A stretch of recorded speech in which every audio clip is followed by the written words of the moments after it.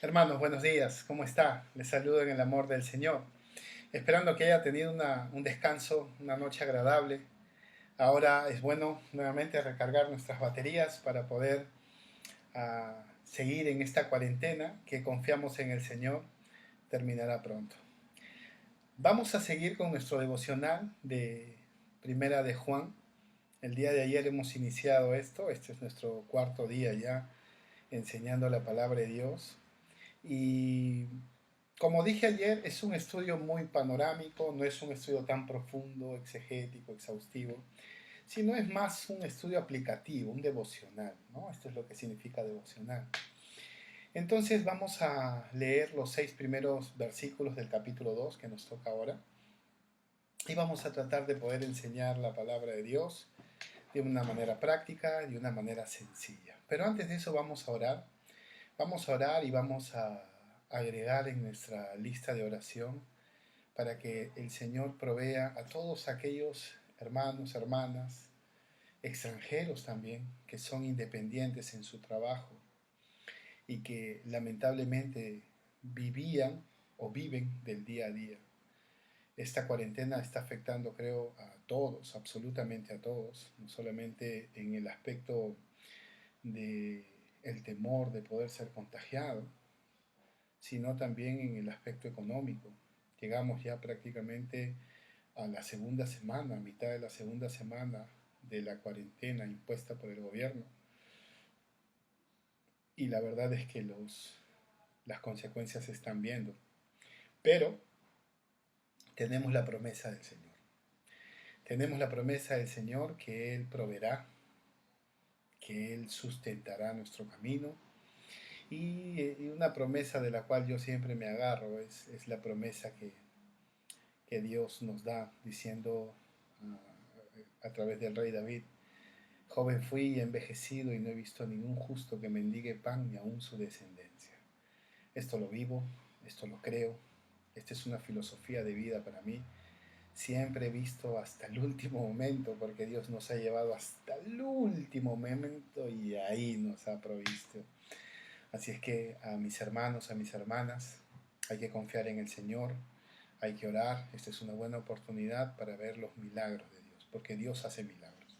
Ayer yo les compartía de una manera muy interesante el milagro que Dios había obrado, aunque pueda resultar un poco contraproducente, pero en nuestra familia lo hemos tomado como un milagro, porque nuestro router se había caído 2 veces gracias a Catalina y, y dejó de funcionar y nosotros estábamos pensando que ya no iba a funcionar.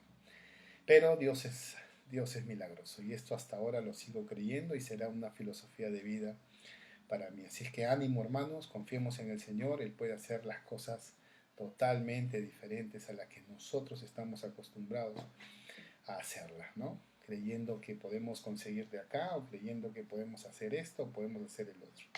Dios puede hacer las cosas distintas a nuestros planes. Recuerde que Dios es un Dios soberano, en primer lugar, y en segundo lugar sus caminos son inescrutables. Así es que confiemos en esto. Vamos a orar. Padre, queremos darte las gracias a través de los méritos de Jesús por el descanso, por la familia, por tu provisión diaria, Señor.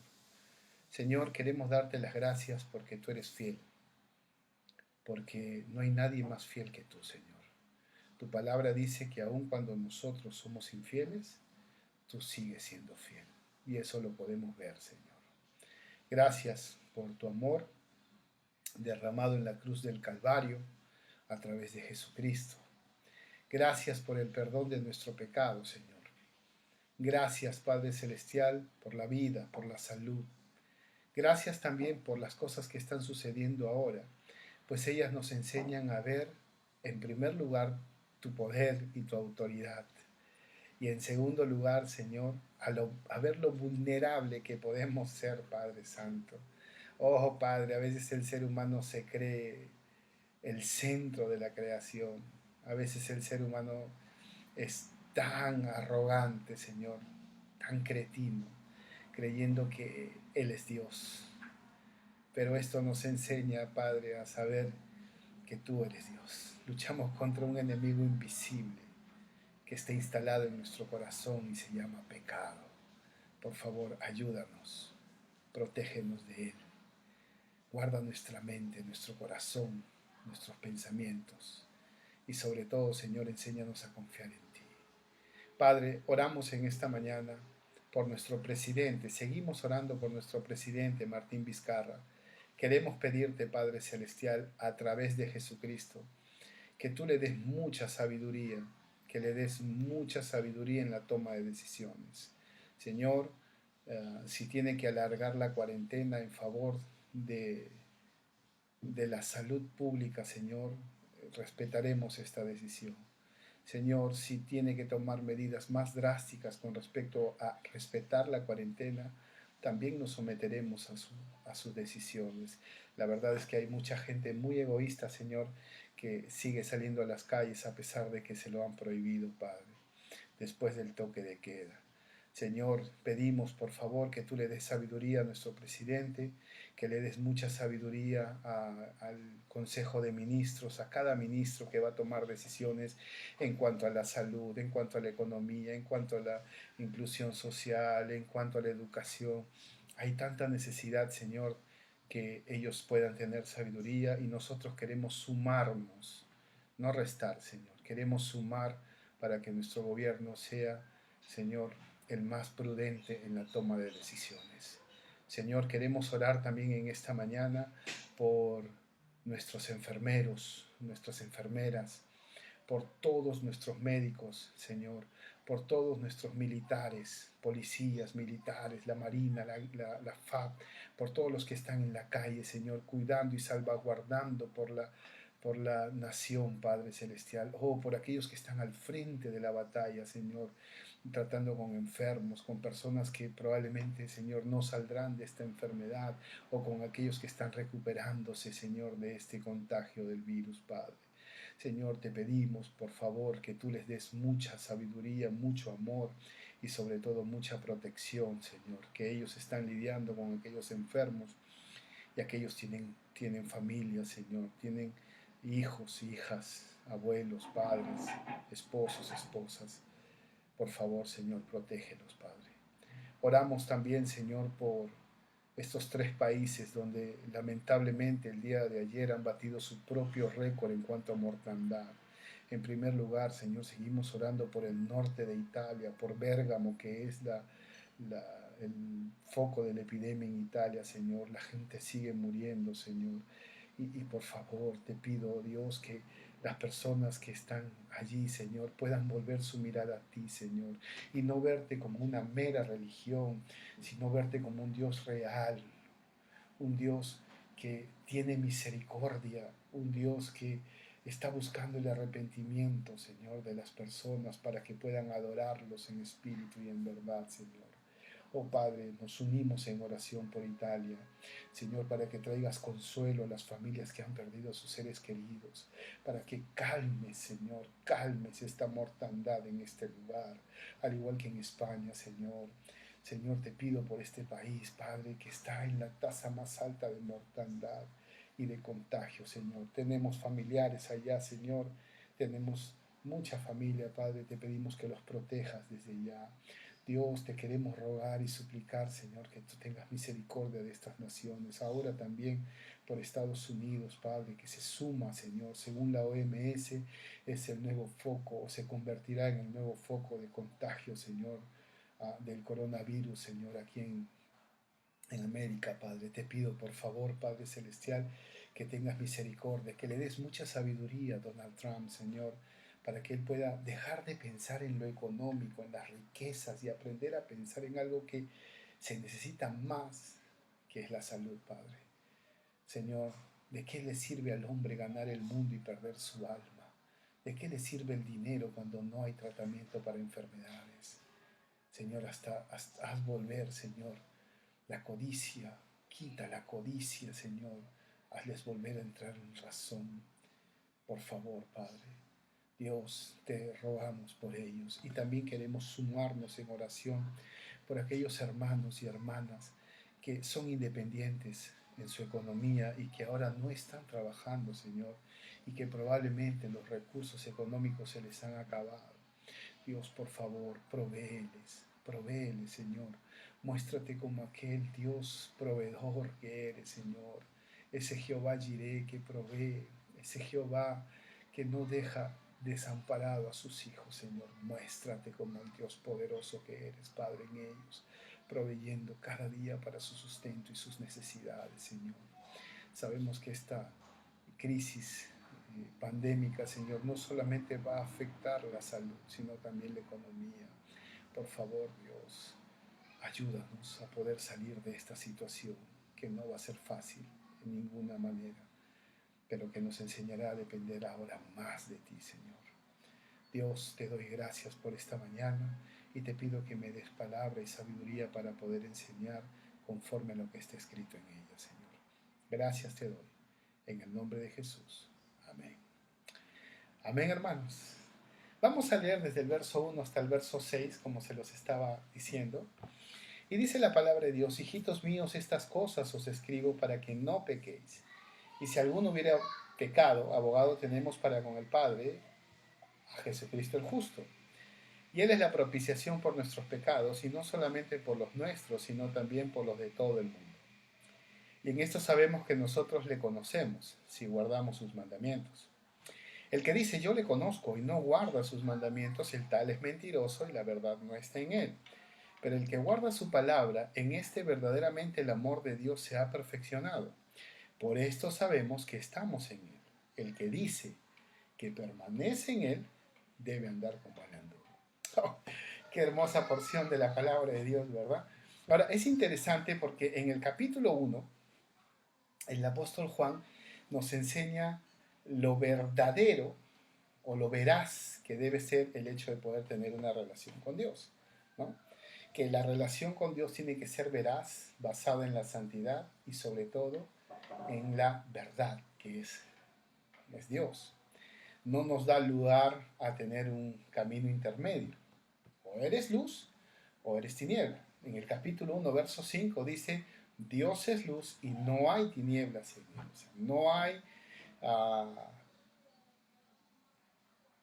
un intermedio, ¿no? No es que, bueno, Dios va a permitir un pecadito por ahí.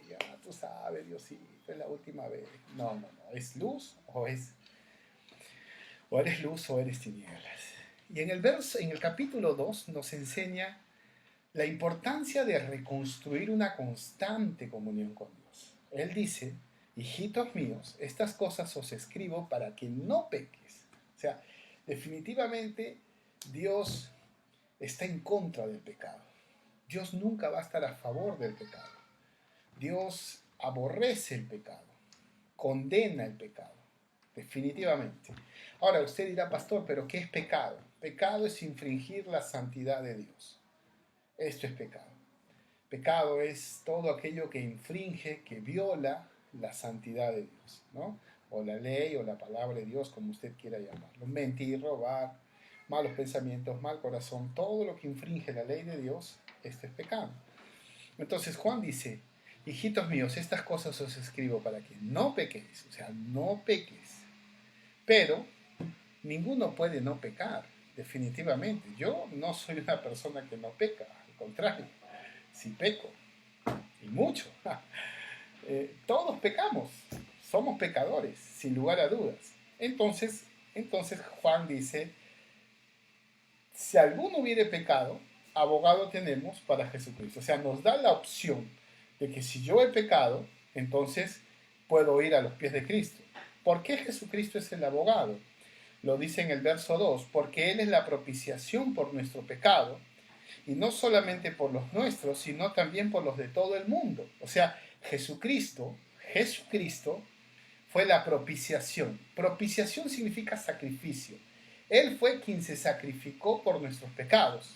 Y no solamente por los míos, los tuyos o los de la iglesia, sino por los de todo el mundo. Prostitutas, homosexuales, lesbianas, delincuentes, avaros, heterosexuales, bisexuales, todo el mundo, ¿no? Porque a veces tenemos la facultad de criticar al drogadicto, al mendigo, qué sé yo, ¿no?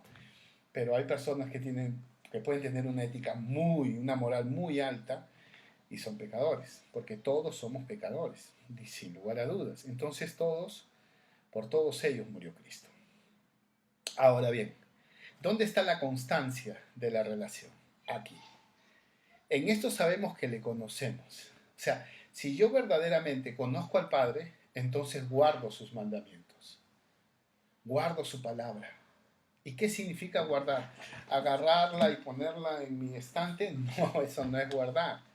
Guardar significa en el corazón, que la tengas presente, que cada acción que vayas a tomar, o que cada decisión que vayas a hacer, o que vayas a tomar, lo hagas pensando en la palabra de Dios. ¿Cómo? Por ejemplo, si yo voy a mentir, yo podría decir,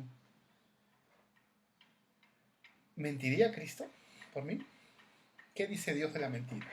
Oh, Dios dice la mentira, que el padre de la mentira es Satanás. Si yo voy a tener un corazón con falta de perdón, ¿qué dice la palabra de Dios? No se ponga el sol sobre vuestro enojo, perdonad a los que amad a los que aborreces, y etcétera, etcétera. Entonces, esto significa guardar la palabra de Dios en nuestro corazón, que la palabra de Dios tome el control en nuestro corazón.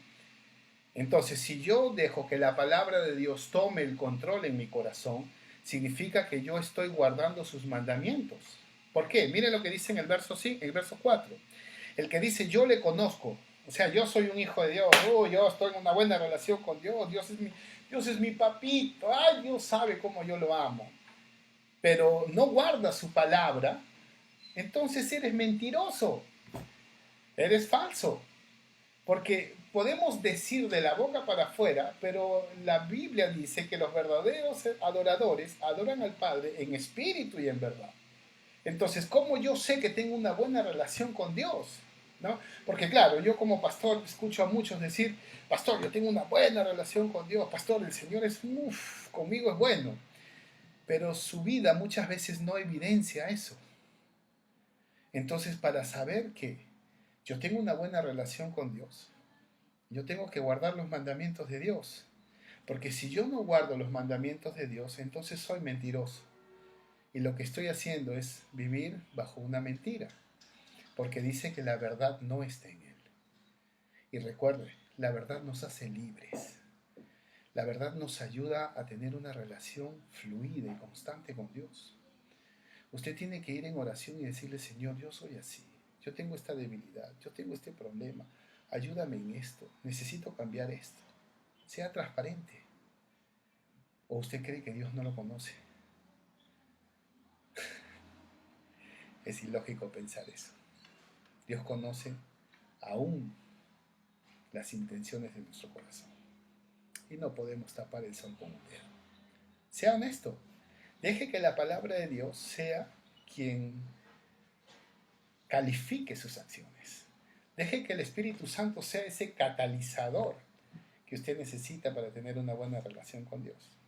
Ahora, en el verso 5 me encanta porque Juan dice, el que guarda su palabra, o sea, el que verdaderamente procura constantemente guardar la palabra de Dios, en este verdaderamente el amor del Padre se ha perfeccionado.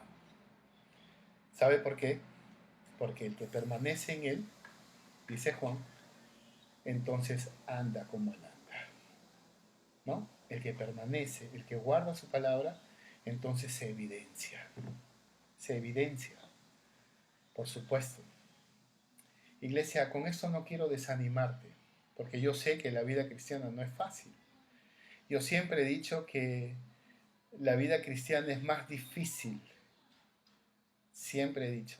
Porque en primer lugar tenemos que morir a nuestro yo. Esto de comienzo es súper difícil.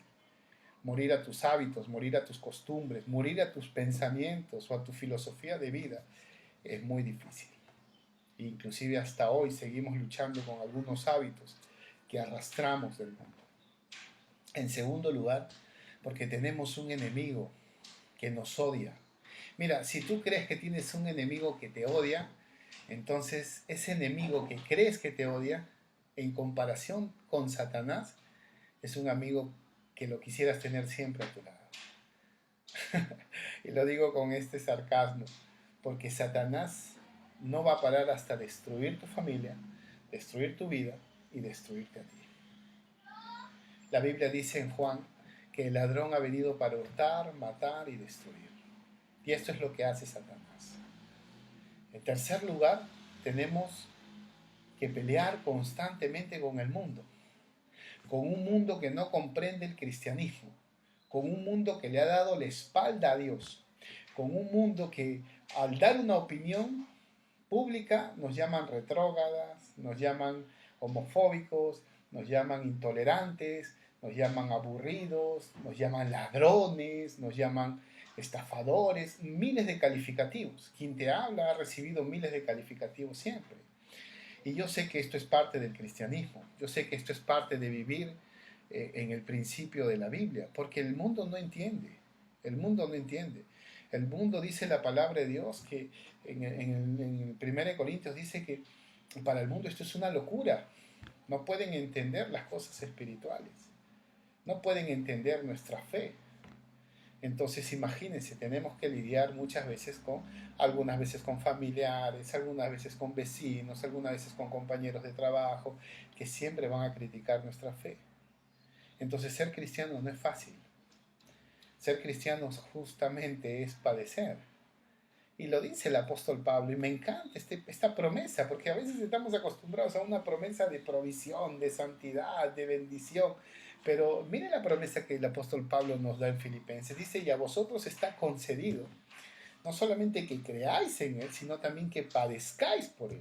Entonces el padecimiento es un tema de concesión que Pablo nos dice a nosotros los cristianos, que se nos ha concedido. ¡Amén! ¡Qué bueno! ¿Qué se nos ha concedido? Que padezcamos por Cristo. Pero la promesa que está en Mateo capítulo 5 diciendo, bienaventurado sois cuando por mi causa os vituperen, os ven y digan toda clase de vosotros, toda clase de maldad, mintiendo, ojo, mintiendo. Alegraos porque vuestro galardón es grande en los cielos, porque así lo mismo hicieron a los profetas que fueron antes de vosotros. Iglesia, necesitamos tener constancia en nuestra comunión con Dios. Eso es lo que aprendemos hoy. Usted necesita ser constante. Mire, la cuarentena acabará. El virus encontrará una cura, se disipará como todo virus, tiene su pico alto y llega a descender. Así fue con el SARS, así fue con la TBC, con el VIH, fue con todo, con la fiebre española, con todo, influenza, con todo. Su pico alto y luego baja. Obviamente hay secuelas, obviamente hay consecuencias, pero yo le pregunto, ¿así llevará su vida después que todo esto acabe? ¿Acaso no lo ve usted esto como una preparación, como una bendición de poder ahora fortalecerse en el Señor para que cuando esto acabe, para que cuando vuelva a la normalidad, siga manteniendo ese espíritu con Dios? Prepárese, sea constante en su comunión con Dios, tenga cuentas cortas. Las cuentas cortas nos ayudan a ver cómo está nuestra vida y a poder gozar del perdón de Dios. Tenga cuentas cortas. Recuerde que tenemos un intercesor, un abogado, un mediador, un solo mediador, Jesucristo.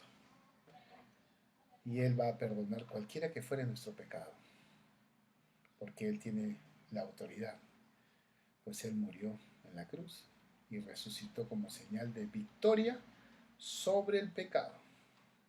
Así es que, iglesia amada, fortalécete en el Señor, sé constante en tener una buena relación con Dios.